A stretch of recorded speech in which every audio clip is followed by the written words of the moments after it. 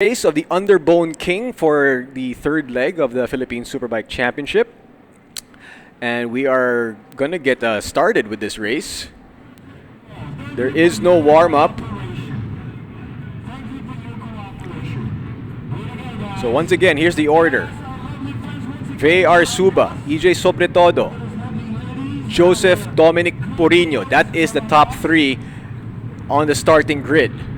Yesterday we saw Sean Barshal jump from number 5 to number 2. Sobretodo drop from number 2 to number 6. And here we go. The first race for this Sunday is about to begin. There is no warm-up lap once again. So once they go, they're off.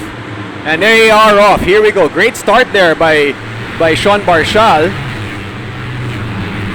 But V.R. Suba managing to hold on to the top spot at the moment, entering turn number 1. He is in bike number 14. He still leads the way for the Underbone King category.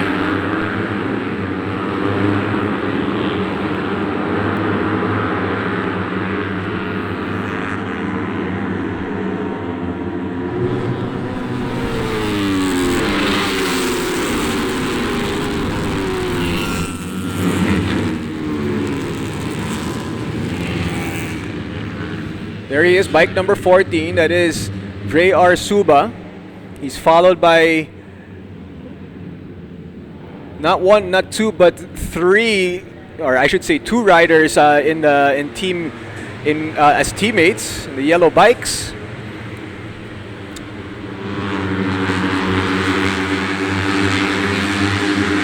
But V.R. Suba has usually dominated the Underbone King.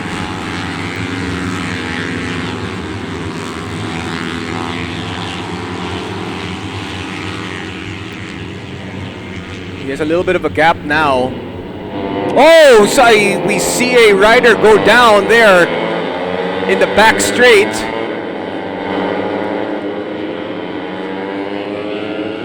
Let's see if we can find out who that was. Not sure, but that could be Sean Barshal. There is a rider down as V.R. Suba heads to the last turn into the main straight.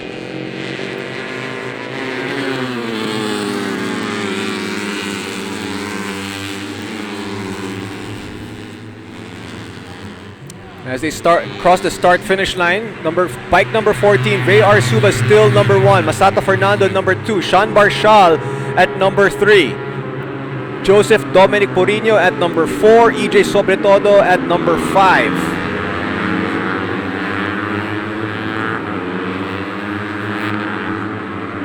Once again, if you're just joining us, there is a rider down at the back straight.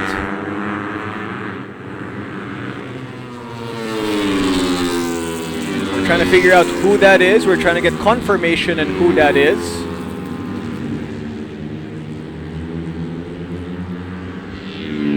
But V.R. Suba continues to dominate this race. He is currently at number 1.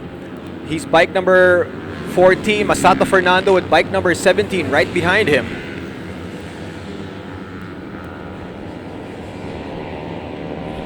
Followed by Joseph Dominic Porino. Those are your top 3 at the moment. And there is a flag being waved there.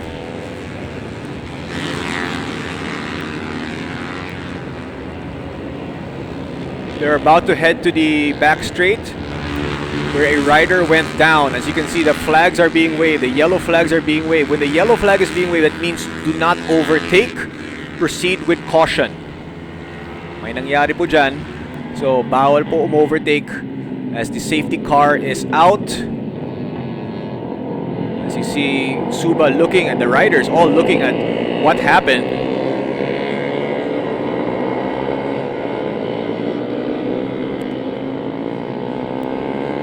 So they have to remain in order. Bawal po overtake ngayon as they head into the chicane. But as it stands, V.R. Suba still leading the way in this race.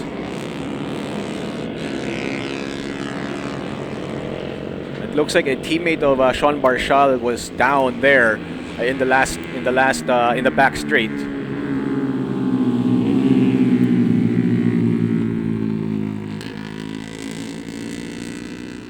Sato Fernando currently number 2. And there's going to be a restart. That's why you see the marshals there at the start-finish line. And so the marshals are trying to move the water. So he looks like he's okay. That is a rider that is down. Teammate po yan ni Sean Barshal. You see the marshals, you see the ambulance. Again, we do understand that this stuff like this can happen, and that's why we have the safety. That's why we have the safety measurements out there. The ambulance is out on the track. The safety car is out on the track.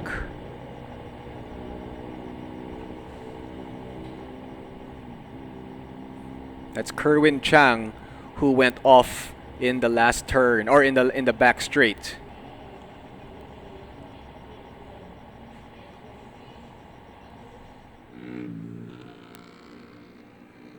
So we are going to have a restart here. 5 laps to go in the Underbone King category. The second race for leg number 3. Greetings and salutations to the 138 viewers on the Facebook Live.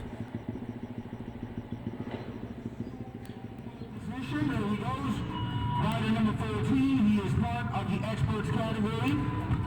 And again, we are reminding our spectators, all those who are watching, on the pit wall, you are not allowed to do that at race start.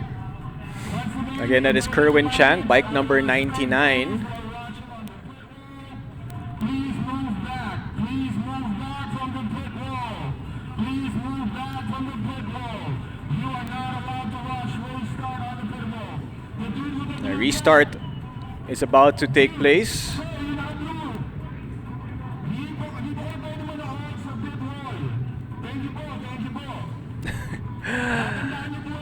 Bawal po sa pit wall, sabi daw.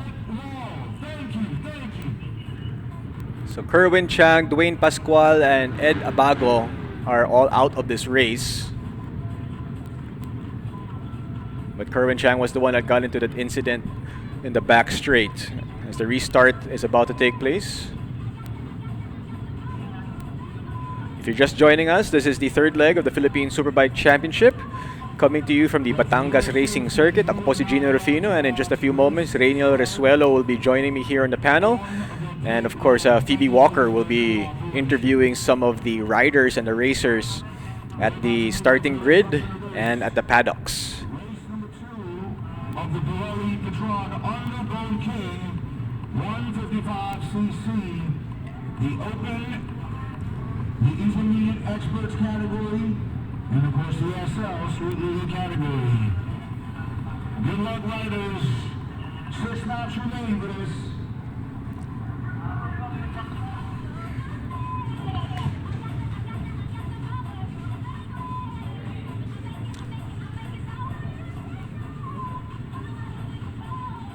So there are going to be 6 laps to go. Correction, not 5 laps, but 6 laps to go in this race.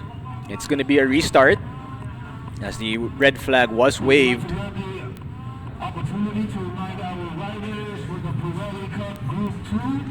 Pirelli Cup Group 2, please get ready for race. So if you're just joining us, ito po yung second race natin of the Underbone King this race weekend. They had a race yesterday, which Vray Arsuba ended up winning, followed by Sean Barshal, and Joseph Dominic Purino rounded up the podium.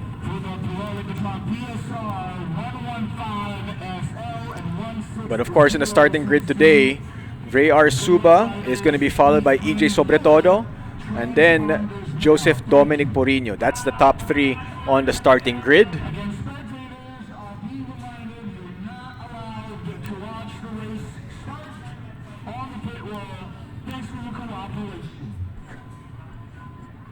So there were 29 riders to begin with.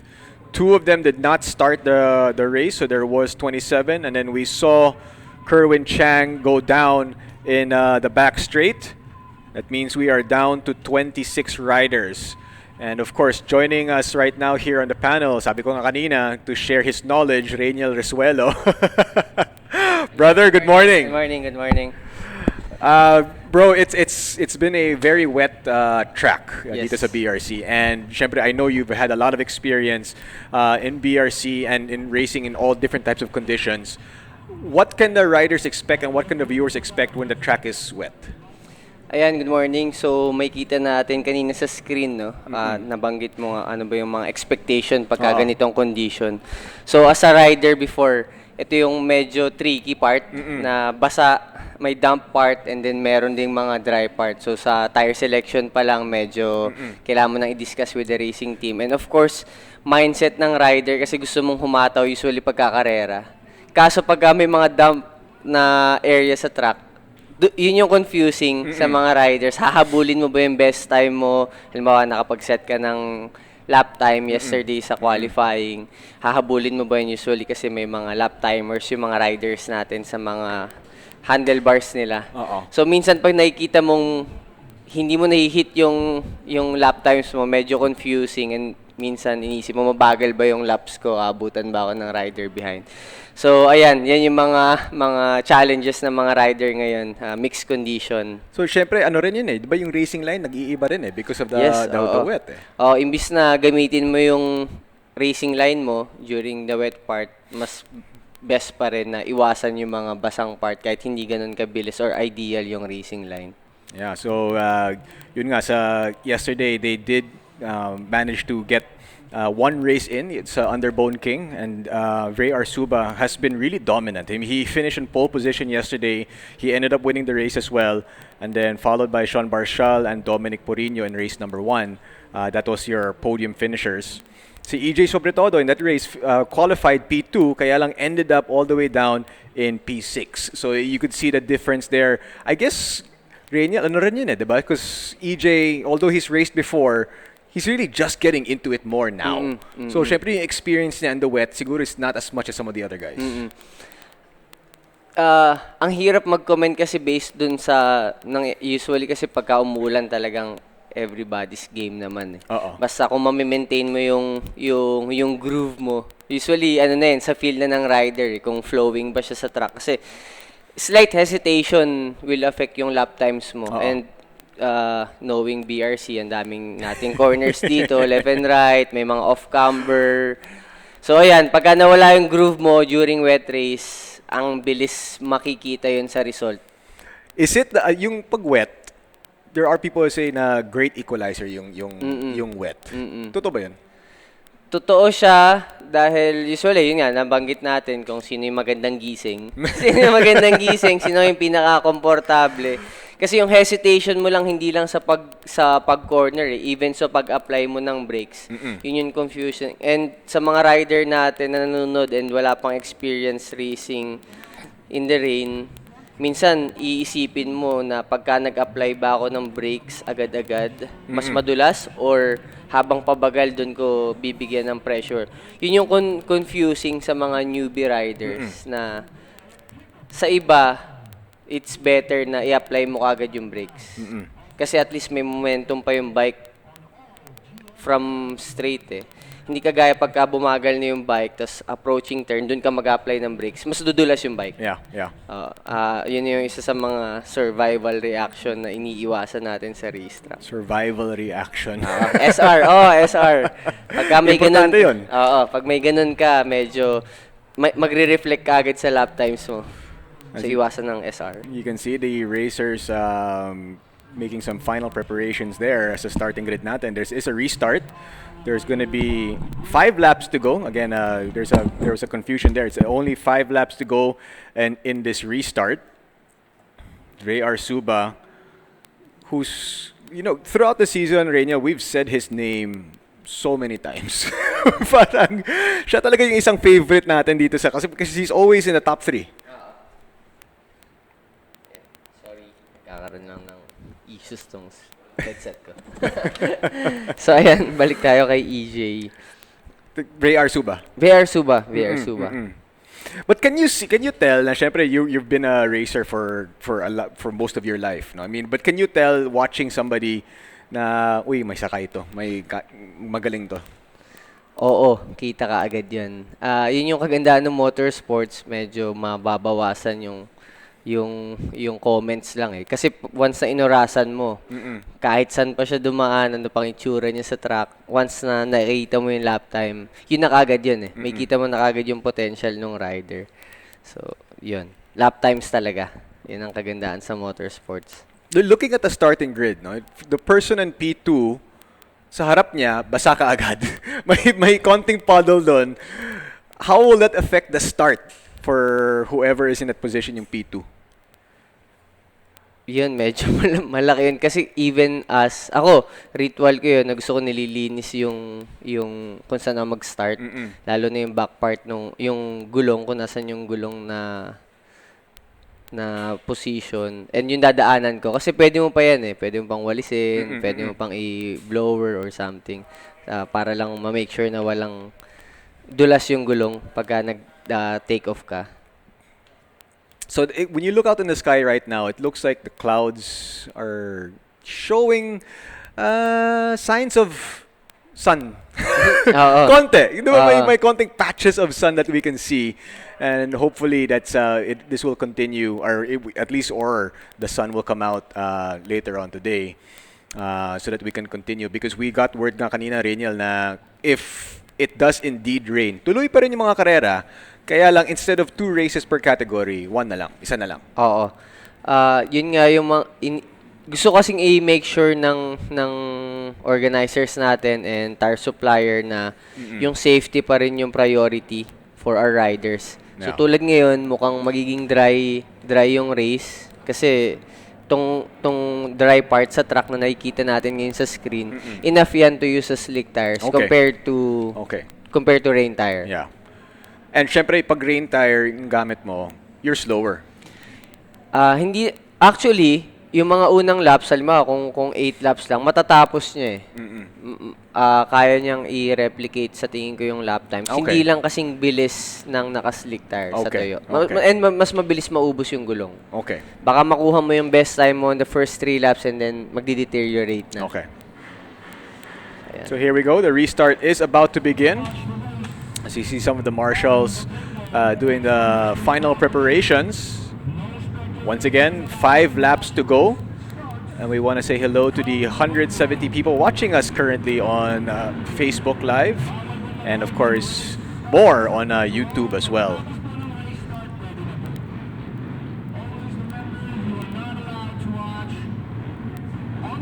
So if you're just joining us, Kerwin Chang went down earlier in this race. That's why there is a restart. And the lights are on and they are off. Great start here once again for VR Suba and Joseph Dominic Porino. As VR Suba, he's in bike number 14.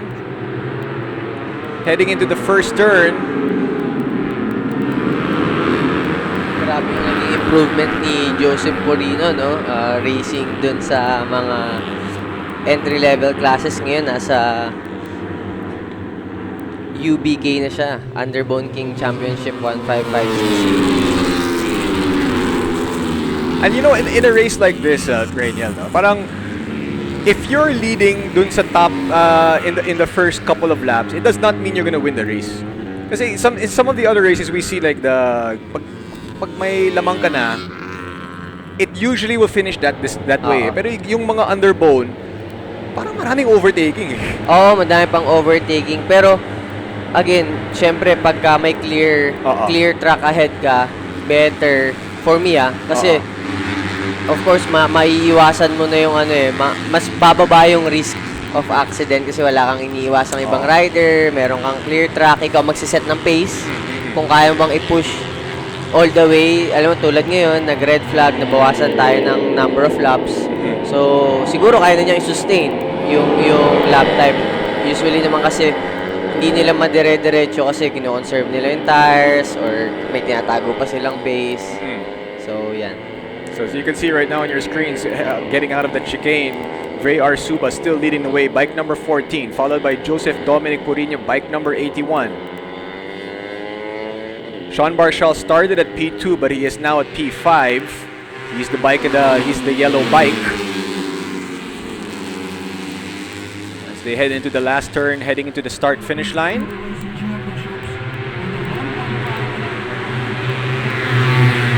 So Veyar Suba leads the way P1, followed by Porino P2, EJ Sobretodo P3. Sean Barshal now P4 as they head to the first turn. Here at the Batangas Racing Circuit, Sean Barshal manages to get P3 at the moment. So 4 laps to go for our riders. Nahaluan tayo ng intermediate class, no? Oo. So, galing. Nakakapag-top 3 siya with all the expert riders. Yan, si Joseph Dominic Porino, Yes, intermediate category. Bike number 81. Pero nandyan siya, pakbakan sa top, for overall number 1 against Veyar Suba, no less. Looks like they have same bike decals. So, teammates with the same bike. Yan nga yung sinasabi natin na hindi mo malaman yung pressure pagka you're racing against your teammate. Kasi you have the same engine, you have the same equipment. So talagang skills. Oo, pero yung setup pag teammates, pareho. Actually, hindi rin. Lalo Oo. na kung magkaiba kayo ng weight, Oo. ibang suspension setting, and magkakaiba if may mga aggressive na rider, may mga rider naman na gusto nag-carry ng more corner speed. So yung stiffness ng suspension, medyo magkaiba. So right now, Veyar Suba number 1, Joseph Dominic Porino number 3, and Masato Fernando, bike number 17 at number 3. So I should say that Joseph Dominic Porino at number 2 and Masato Fernando, bike number 17 at number 3. Followed by Sean Barshal, bike number 2.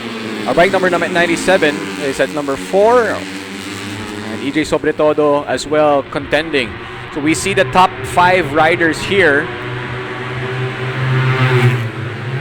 crossing the start-finish line. There it is, Suba, Porino, Fernando. That's the top 3, followed by Sobretodo and Barshal. That is the top 5. RR Espiritu, number 6. Andre Reyes, number 7. Ruel Ruben at number 8. So, naset ni Masato Fernando yung best lap time ngayong race, no? Acknowledge lang natin, syempre, one of our more experienced rider, having international experience, riding with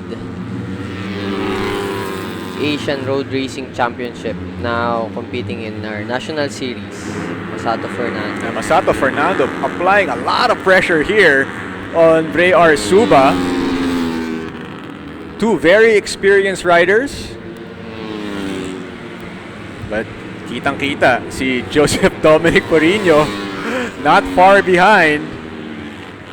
And there's a battle going on right here between Suba and Fernando. Can that play into the can Porino actually take advantage of that? Oh, I'm sure. Kasi even yung slipstream, as long as hindi niya mindset na more experience si Sato, no? Pero looking dun sa racing nila ngayon, mukhang ano naman, willing siyang makipag-dice with Masato Fernando. Kasi usually pagka may mas senior na rider, medyo may konting respect eh. Usually natatakot kang gitgitin or iniisip mo gigitgitin ka. Yung mga veteran moves. Eh ngayon mukha namang wala kasi sobrang dikit pa rin niya kay Sato.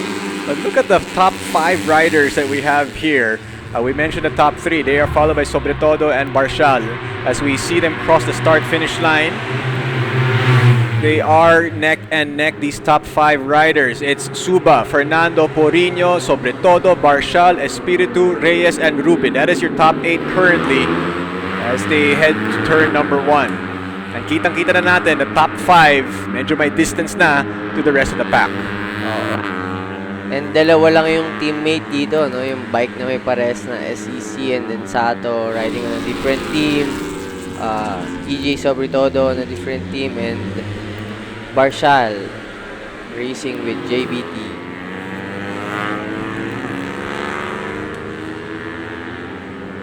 If you're just joining us, this is the second race for the Underbone King. This leg number 3.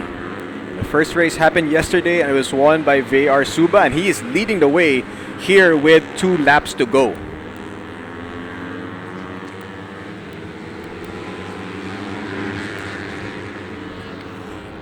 So Suba and Fernando, they are still going at it.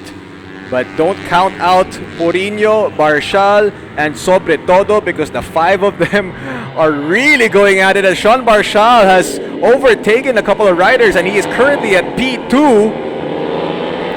So yan yung kagandahan ngayon with VR Suba. Wala pang nag-i-inside line sa kanya. Meron pa rin siyang clear track. So siya pa rin nagsiset ng pace for this race. Start to finish as of now, VR Suba still leading the way.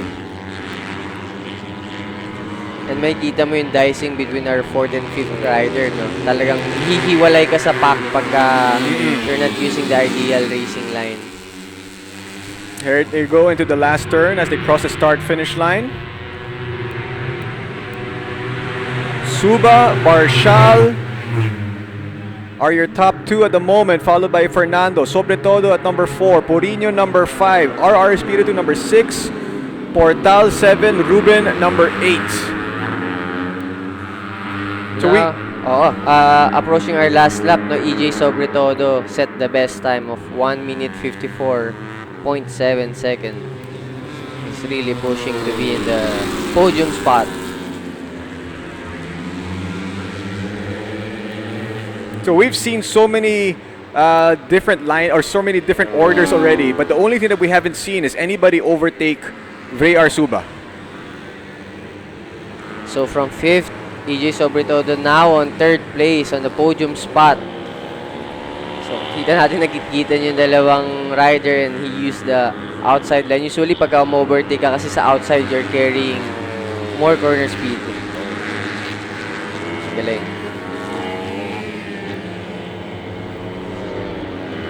Look at the top 3 right there.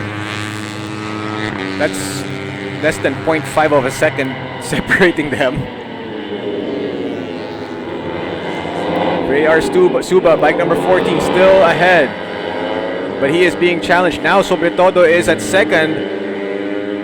But Fernando getting that position back as they cross the chicane. Looks like Sean Barshal has fallen behind here. There's only top 4 at the moment. As we head to the last corner. 3, almost 3. Oh, the 3 of them almost side by side entering the last corner. But it looks like that's EJ Sobre Todo right now. But VR Suba getting the start finish once again. It's Suba, Sobre Todo, Porino, Fernando, Barshal, Espiritu, Portal, CC, Sean Barshal there. That's why he was no longer in the top 5 because he went off the track. But what a finish once again there between VR Suba and EJ Sobre Todo. All the way photo finish. Yeah, and kung naalala nyo, no, approaching last lap, pang 5th place pa siya. Then now, almost winning a race, finished first runner-up. EJ Sobre Todo, sabi nga niya that yung last month, na he usually waits until the last lap. Diba? Parang gusto niya, like, he waits until the last lap before he makes his